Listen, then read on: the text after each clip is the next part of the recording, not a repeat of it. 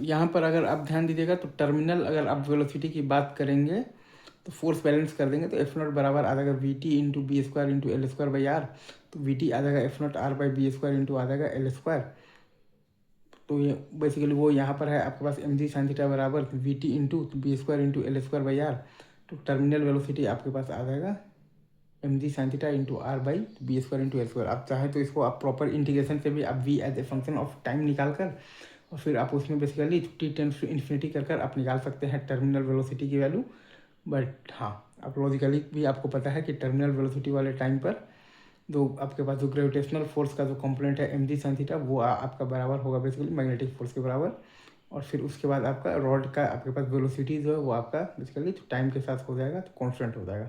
ठीक है, हो कह रहा है ना कि एम जी साइन थीटा तो कांस्टेंट फोर्स है, लेकिन एम जी साइन थीटा के कारण आपके पास जो करंट है, अच्छा नहीं, तो एम जी साइन थीटा के कारण आपके पास जो स्पीड आया है वो स्पीड के कारण आपके पास जो मोशनल ये मतलब कि ईएमएफ आया है और उसके कारण जो करंट आया है उससे करंट एक मतलब कि मैग्नेटिक फोर्स लग रहा है और उसका direction M G sine theta के अपोजिट डायरेक्शन में है। लेकिन अभी भी एम जी साइन थीटा ज़्यादा है उस फोर्स से। तो चूँकि आपका स्पीड बढ़ रहा है तो आपका बेसिकली जो मोशनल ईएमएफ बढ़ रहा है तो करंट बढ़ रहा है तो मैग्नेटिक फोर्स बढ़ रहा है। तो एक टाइम आएगा तो magnetic force M G sine theta के बराबर हो जाएगा और वो टाइम के बाद अगर आप ध्यान देंगे तो आपका स्पीड कांस्टेंट होगा।